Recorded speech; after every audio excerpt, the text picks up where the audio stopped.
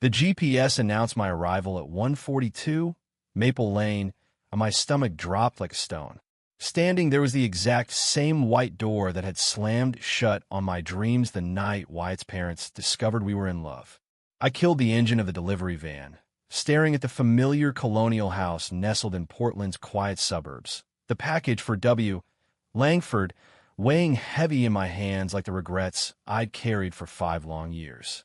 How had a simple route assignment pulled me back here, to the place where my first love had ended in tears and silence?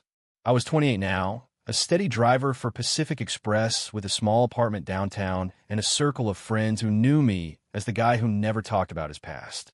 But one look at that address on the manifest, and everything rushed back. The stolen afternoons in Wyatt's room, the way his laugh lit up my world, and the cold fury in his father's voice when he caught us. I grabbed the box and walked up the brick path, my boots crunching on the same gravel that had once echoed my footsteps as I ran away crying. The house hadn't changed much. Perfectly trimmed hedges, American flag waving gently in the breeze, the kind of place that screamed stability and tradition. My heart hammered as I pressed the doorbell. Footsteps approached from inside, and when the door swung open, there he was. Wyatt, taller than I remembered, his light brown hair a little longer, those warm hazel eyes widening in pure shock. He wore a simple button-down and jeans, looking every bit the successful marketing consultant I'd seen in occasional online posts I pretended not to check. Matthew. His voice cracked on my name, and the world narrowed to just the two of us on that porch. Delivery, I managed, holding out the scanner with a hand that barely stayed steady. Signed for W. Langford. He took it, our fingers brushing for the briefest second, and that old spark ignited like it had never faded. Memories flooded in uninvited. Our first kiss behind the bleachers after homecoming, the way he had whispered, "I love you," under the stars at the lake. Then, the night his parents came home early from their trip, finding us together. His father had dragged me to the door, yelling about how I was ruining their son's future, threatening to call the police if I ever showed my face again. Wyatt had stood frozen, tears streaming, saying nothing as the door slammed in my face. I left town the next week, moving to Seattle to escape the pain, building walls around my heart while questioning everything about who I was. Wyatt signed and handed the device back, but he didn't close the door. "Matthew, I got it's really you. You look good." His eyes searched mine, full of something I couldn't name, regret, maybe hope. "Do you have a minute? Mom and Dad aren't home. We could talk." I wanted to say no, to turn and drive away like I had that night. But the vulnerability in his voice cracked my resolve. "Fine. 1 minute. I've got a route to finish." We stepped to the side of the wide porch, the afternoon sun warming the wooden planks.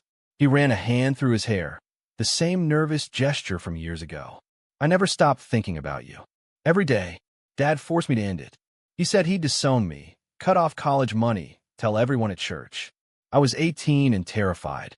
I thought I was protecting us both by staying silent." His words hit like a punch to the gut. Protecting us? By letting me believe I was disposable? Anger bubbled up, mixed with the ache I'd buried. You could have called, Wyatt, written, anything. Instead, I spent years wondering what I did wrong, questioning if loving another guy made me unworthy. I glanced at the door behind him, the same one that had rejected me. The house that had turned its back on my gay love now stood open, but the scars remained. Wyatt's face crumbled. "I know, and I've regretted it every single day since. Things have changed, Matthew. I came out 2 years ago. The family is trying. But there's more I need to tell you about that night." As he spoke, the weight of 5 years pressed down, and I felt the first stirrings of something I thought was dead. Hope. This delivery was never supposed to reopen old wounds. Yet here we were, standing on the threshold of truths that could either mend us or destroy what was left. I listened as he began to explain, the suburban quiet wrapping around us like a fragile promise. Back in a van later, I called my best friend Alex from high school days, the only one who knew the whole story. "You won't believe where my route took me today," I said, pulling onto the highway. Alex's voice was steady on speaker. "Let me guess, Maple Lane?" Dude, be careful. That family messed you up bad. I laughed bitterly, but his words lingered. Alex had always been my rock, the one who helped me rebuild after Portland. As I navigated traffic, flashbacks hit harder.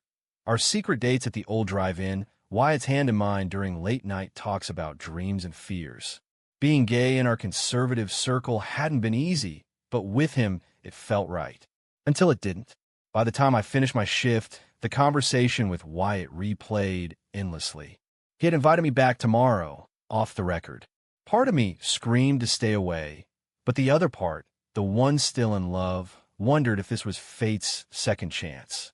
Little did I know the secrets waiting behind that door would test everything I thought I knew about forgiveness and identity. The next morning, my delivery route felt heavier than usual as I steered toward Maple Lane again, this time off-duty with a coffee in hand instead of a package. Wyatt's text had come late last night. Come by at 10. We need to finish that talk. I parked a block away to avoid nosy neighbors, the suburban streets quiet under a bright Oregon sky. Walking up, I spotted him waiting on the porch, 2 mugs steaming on the railing. Thanks for coming, he said softly, handing me one. His eyes held the same warmth from our youth, but now layered with the lines of someone who had carried his own burdens.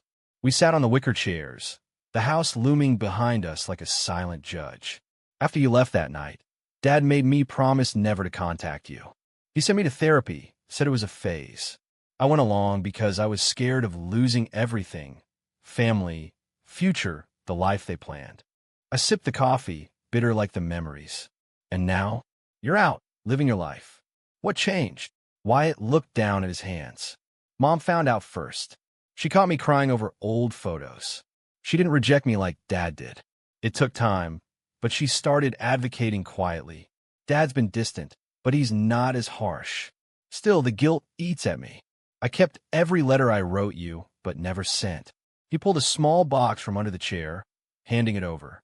Inside were faded envelopes, my name scrawled in his handwriting. Reading the first one brought tears I hadn't expected. He had loved me all along, trapped by fear. The house that rejected my gay love had also trapped him in silence. As the morning stretched, we talked for hours.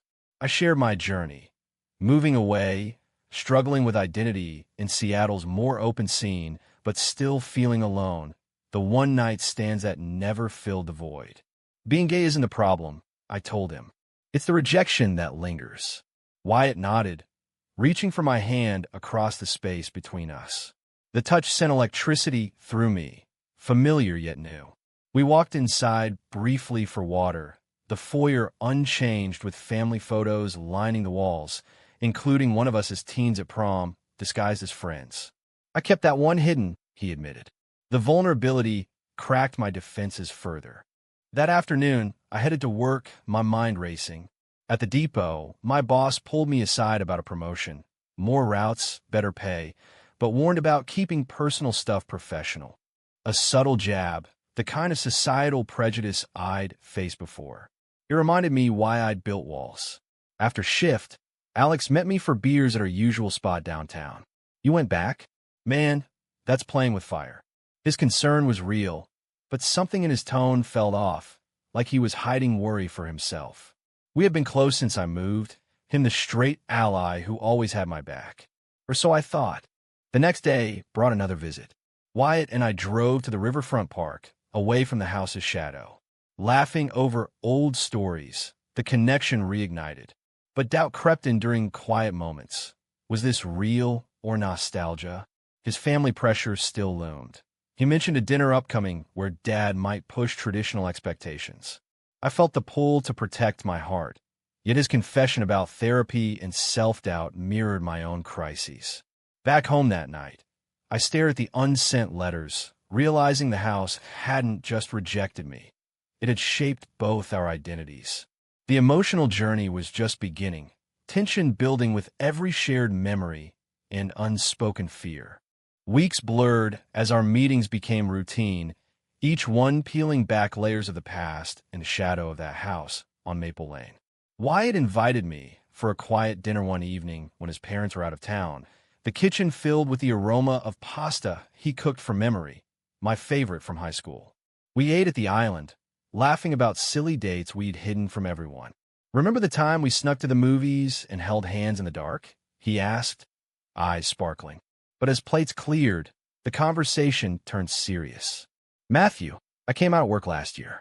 It was freeing, but not everyone accepted it. My boss made comments, clients pulled back. Society still makes it hard for guys like us."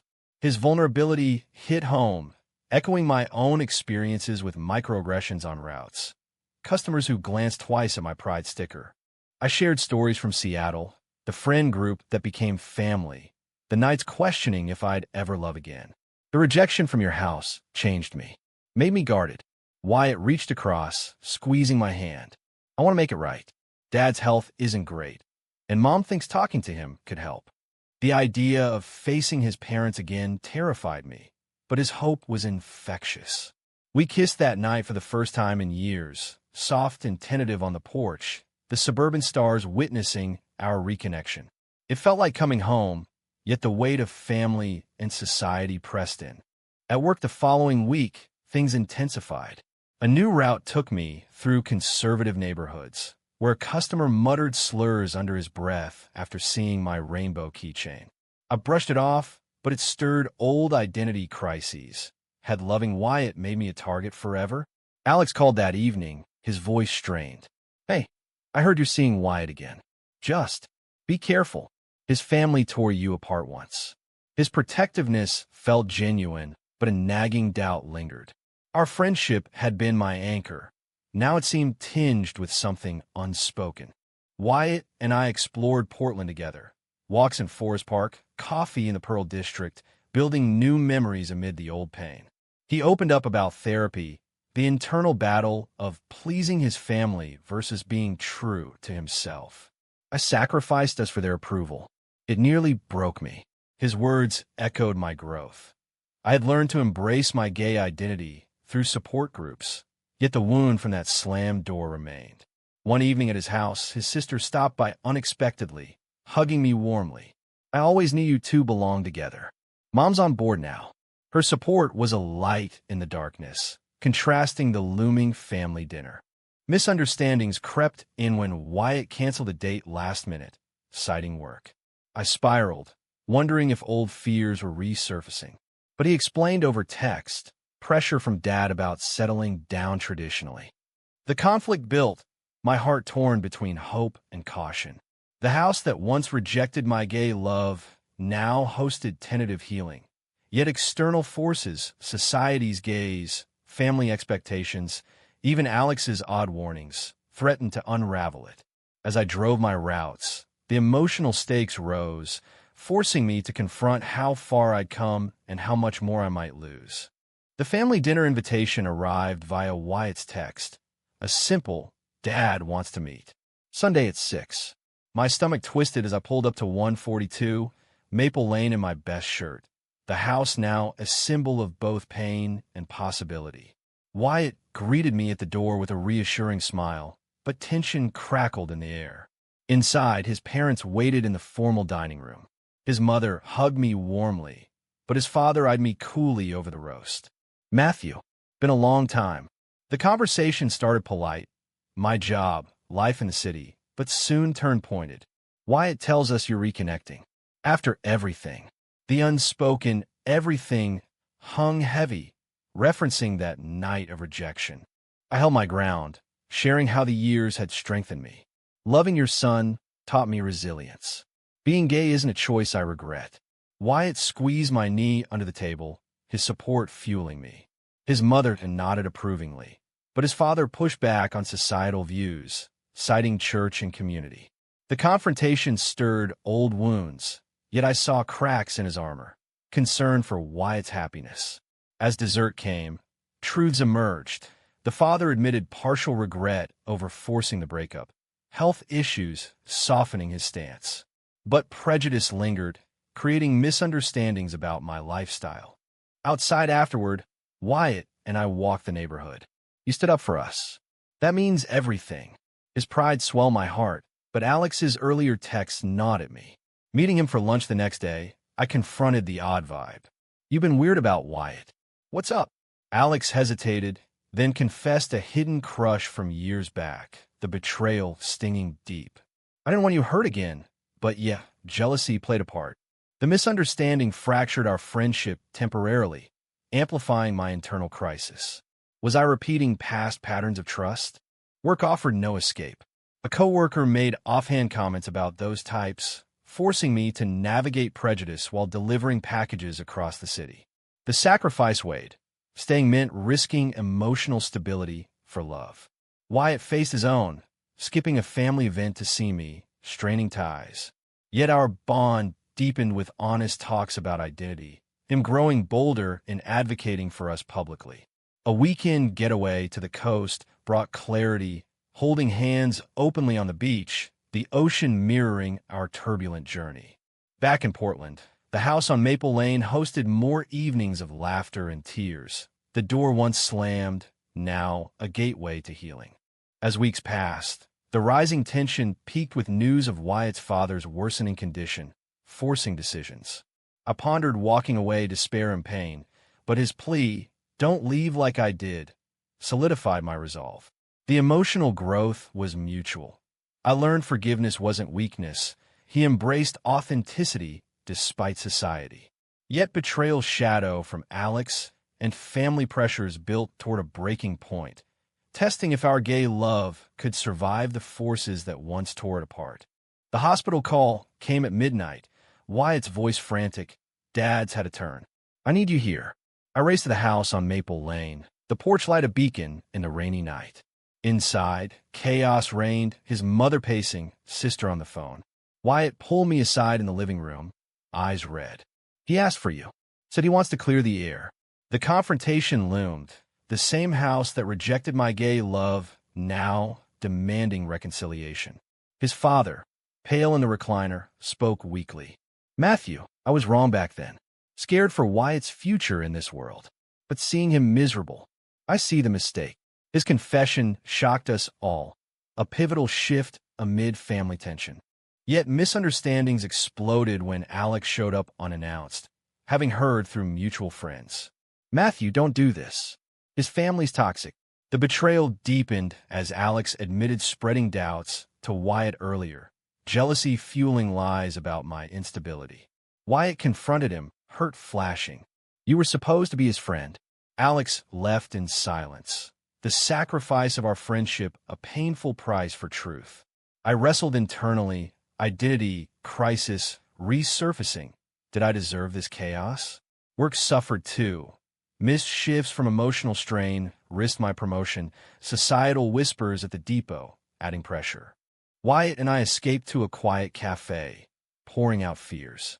I sacrificed us once for family. Now I'm ready to fight. His growth shone, standing against lingering prejudice. But the climax hit at a family gathering the next weekend, relatives questioning our relationship openly. Voices rose, old biases clashing with new acceptance. I stepped forward, voice steady. "Loving Wyatt made me who I am. If that's not enough for you, that's your loss." The room quieted, Wyatt's hand in mine a pillar. His father nodded slowly, health scare catalyzing change. Yet the emotional toll mounted, doubts about lasting happiness amid society's gaze. Driving routes the following days, flashbacks mixed with present hope. The house, once a barrier, became a meeting ground for healing talks. Wyatt's sister mediated more family discussions, exposing deeper societal issues they'd faced privately. My friend group rallied, offering support that contrasted Alex's betrayal. The rising action peaked when Wyatt faced his boss about taking time for us, risking career stability as a sacrifice. "He's worth it," he told me later, eyes fierce. Our bond strengthened through the fire, internal conflicts resolving into clarity. But one final test waited, a public event where prejudice could strike again. As tension crested, I realized the journey had forged us stronger, the truth behind the door, not just confession but transformation. The community fair in downtown Portland buzzed with life under sunny skies. Wyatt and I walking hand in hand for the first time openly in our old circles. The house on Maple Lane had released its hold, his family attending too, tentative smiles replacing old glares. Laughter filled the air as we shared cotton candy, the emotional journey culminating in this moment of acceptance. Wyatt pulled me aside near the stage. "Matthew, these past months showed me what real love looks like, fighting through rejection, betrayal, and doubt. I won't let society or fear win again." His words sealed our awakening, both of us grown. I released guarded fears, embracing vulnerability. He shed family chains for authentic self. Friends from my group cheered us on. Alex's absence, a quiet reminder of misunderstandings resolved through honest talks. Work had stabilized with my promotion. Prejudice met with quiet confidence. Wyatt's father approached later, extending a hand. "You both deserve happiness. The door's always open now." The shocking truth behind that once rejecting door had healed wounds, sacrifices repaid by unity. As evening fell, we stood on the porch of 142 Maple Lane, the suburban lights twinkling. "We made it," Wyatt whispered, kissing me softly. The romantic reconnection, born from a simple delivery, bloomed into lasting partnership amid life's complexities. Our story wasn't perfect. Family dinners still held tension, societal stares lingered, but the growth was undeniable. Love, friendship, and self-discovery had triumphed over prejudice and past pain. Standing together, I knew the pivotal choices had led us here, stronger men ready for whatever came next. True or false?